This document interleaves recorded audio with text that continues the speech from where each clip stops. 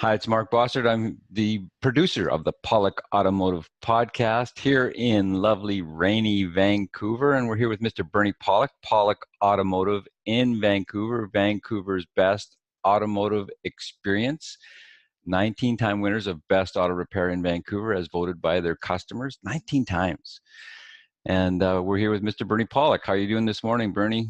Doing very well, other than it's rainy and extremely rainy. Well, welcome to 1919. So 2019, I guess. Let's get in the right century. Yeah. Although we are going back in time, we're talking about a 1975 Chevrolet Corvette that had an EFI conversion. What was going on with this classic vehicle? So this vehicle was pretty much stock Corvette. I mean, the engine had some work done on it. Not sure if much in the way of modifications, but essentially, stock Rochester 4-barrel carburetor, HEI distributor. The client's concern was that the vehicle would tend to get flooded, and it was hard to start, if not impossible. So we did some adjustments on the choke, got it set up as best we could, but still was never really a good experience. You start the car up, it would run for 10 or 20 seconds and stall. It was just, and there was wear in the choke linkages and things.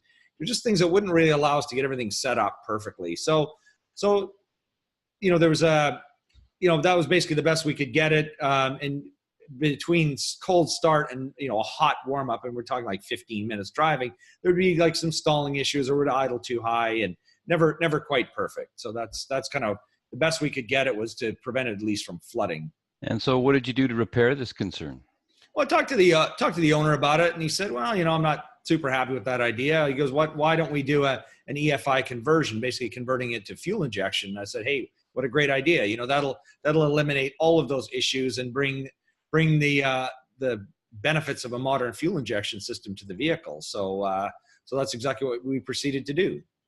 So what does that involve?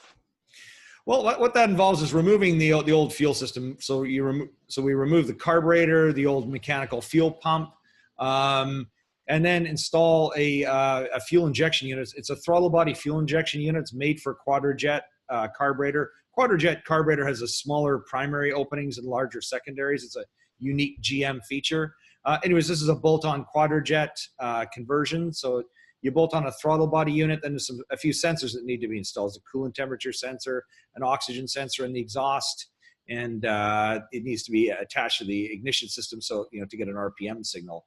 Powers and grounds, of course, and then the sort of larger part of the process is providing it with high pressure fuel. So the gas tank has to be removed, a new fuel strainer put in, a high pressure pump needs to be installed with fuel filters, and then a return system also needs to be installed so the pressure can be regulated to the proper level and returned back to the gas tank.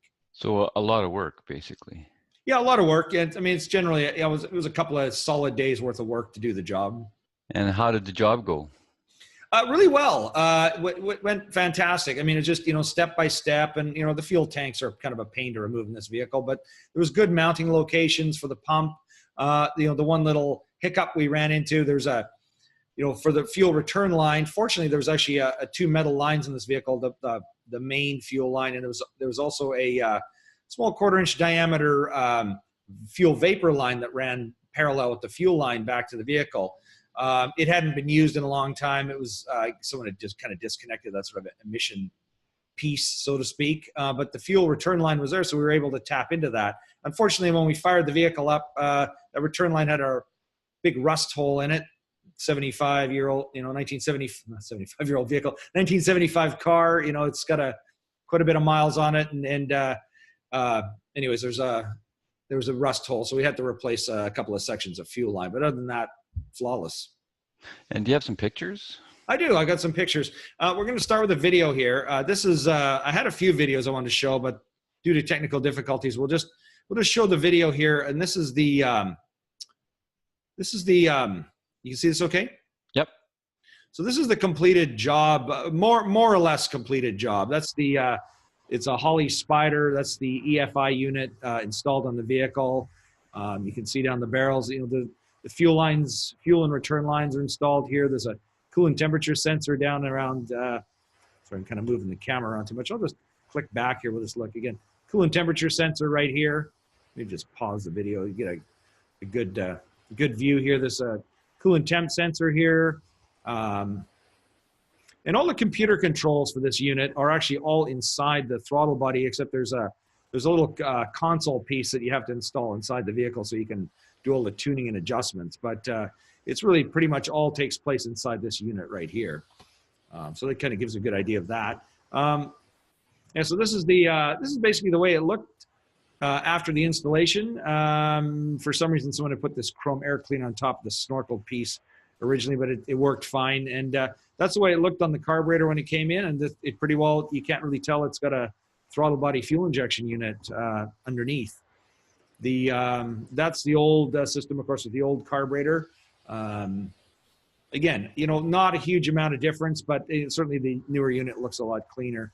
And I just had this little photo of the original TAG L48 8.5-to-1 compression. This is a 1975, really probably one of the worst years in the U.S. for performance cars, just with all the emission equipment they were forced to put on. I think I looked at the specs, and this engine has 165 horsepower, whereas 4 or 5 years earlier it would have had 350, somewhere in that range. So a huge drop in horsepower. So this fuel injection unit actually helps out a lot.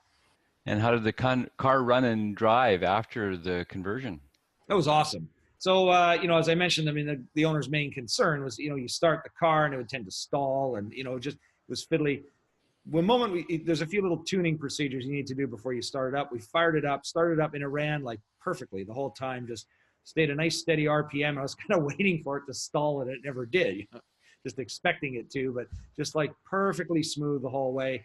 Went out and drove it. I mean, tons of power. To be honest, I never really drove it before to kind of get a feel for the amount of power, but for certain it's going to have a lot more power than before. And I would imagine the fuel economy would definitely be better too, because now it also has it's oxygen sensor monitored, so it's tuned to the right, the optimum air fuel ratio. So as best as you could get out of an engine like this, that's exactly what it's going to have. So yeah, really, really fantastic. I was really thrilled with the result, and highly recommended for anyone who has an older car that wants to, get the benefits and feel of a more modern vehicle. And yet it still sounds like 75 that, which is cool. So any downside to installing an EFI system on an old car like this, other than perhaps the cost? Yeah, the cost is, it's not a cheap job, but I say none, other than if you want your car to remain, stock, right all the way through, then there's an issue with that. But otherwise, otherwise to me, it's just a no-brainer. If you like the car, you want to drive it, around a bit, and you want it practical, this is just the best way to go. So there you go. If you're looking for some repairs or maintenance on your old classic vehicle in Vancouver, the guys to see are Pawlik Automotive. You can reach them at 604-327-7112 to book your appointment. You have to call ahead and book ahead because they're busy. Or check out the website, pawlikautomotive.com. YouTube channel under Pawlik Auto Repair. Hundreds of videos on all makes and models and years of cars and trucks.